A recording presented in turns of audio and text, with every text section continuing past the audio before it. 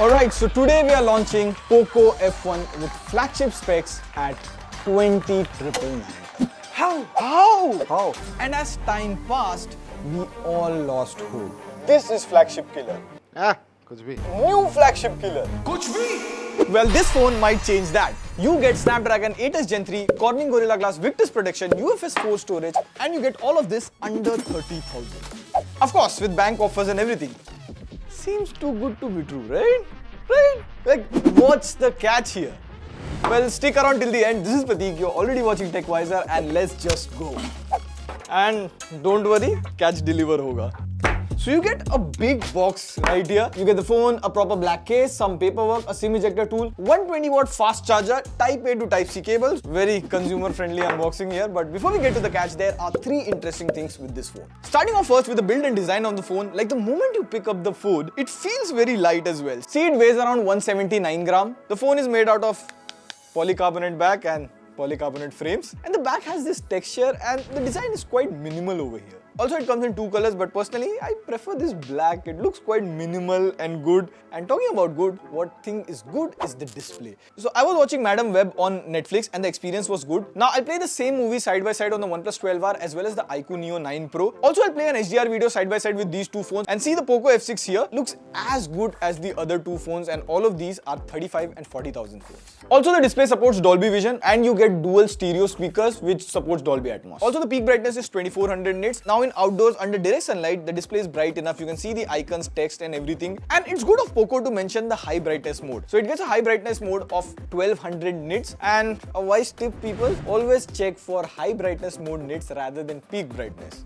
And if you like such wise tips, subscribe to TechWiser. Now, in terms of glass protection, you get Corning Gorilla Glass Victus, which is really good in this price range. The second thing that I liked here is the software. So this comes with Android 14 right out of the box, and it is running on Xiaomi's HyperOS. And HyperOS has refined the overall software experience here, like the look, feel and the animations feel quite premium, and it has some really good features. Like one of the features I really liked is back tap gesture. So you can find it in the gesture shortcuts in additional settings. See here, you get some options here to customize the double tap and triple tap. So for double tap, I have set the notification panel to come down, and the triple tap, I have set the control center to appear. I found it quite useful because it makes the phone more one-handed to use. Another thing to note here is you get the MIUI dialer app, so there is no beep or announcement while you're recording the call. Glad to have the MIUI dialer back. Along with these features, you get quite a bit of customization options in HyperOS. So in my short usage, the overall software experience is good. Like I didn't find any lag or software bugs, except if you see there are some pre-installed apps, but you can easily uninstall them right from the home screen. And in terms of ads, I didn't find any ad as such in UI. In terms of software updates, you get 3 years of Android updates and 4 years of security update. Now, the reason for the smooth software is the performance. You get Snapdragon 8s Gen 3 and it's all top of the line specs, LPDDR5X RAM, UFS 4 storage. The base variant of the Poco F6 starts at 8GB RAM and 256GB storage,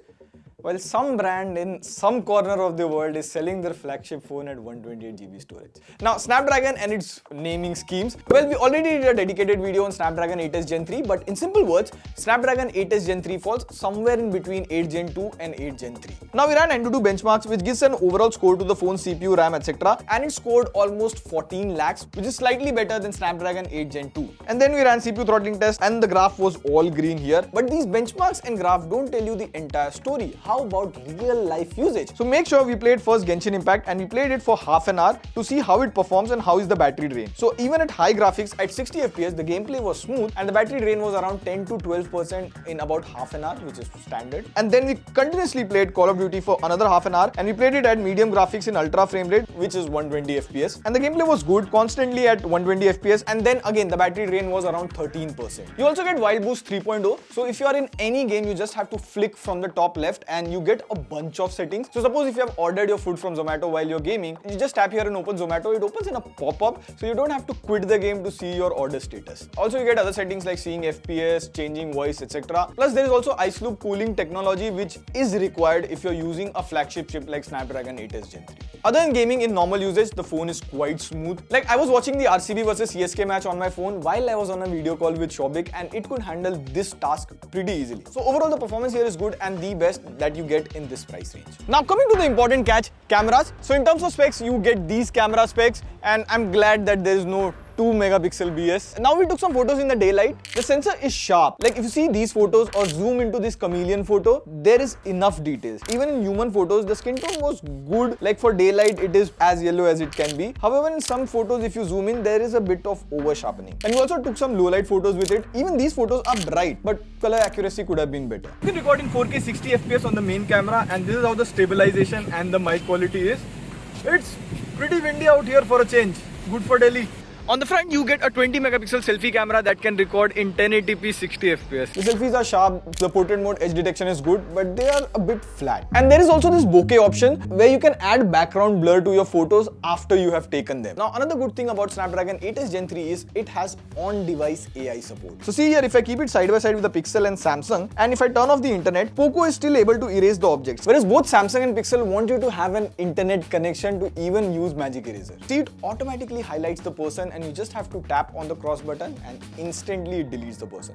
Done. Another AI feature that I liked is contactless gestures. As of now, it only works in Netflix and the inbuilt music app. So I'll play a movie on Netflix and see here, if I do this gesture, it increases the volume, and if I do this, it plays or pauses the movie, and if I do this, it goes forward and backward. So I found myself using it, especially while I was having my dinner and my hands were dirty, so I didn't need to touch the screen to play and pause. And before we get to the conclusion, you get a 5000 mAh battery, and in normal to heavy usage, the battery easily lasts one entire day. You get 90-watt charging, charger included in the box, and it goes 100% in about 30 minutes. Also, you get an IR blaster so you can control your AC, your neighbor's AC, or any mall AC that you visit. So what's the conclusion here? Is the Poco F6 the flagship killer we have been waiting for since Poco F1? Well, I really like the pricing of the phone. The performance for the price that you get, the display, and everything is really good. The catch here is, although the camera sensor is upgraded from last year, credit where due, the camera for the price is decent. But we'll have to do a proper comparison under 25,000. Let us know if you are waiting for that video. On that note, this is Buddy signing off. See you in the next video. Pew, pew, pew.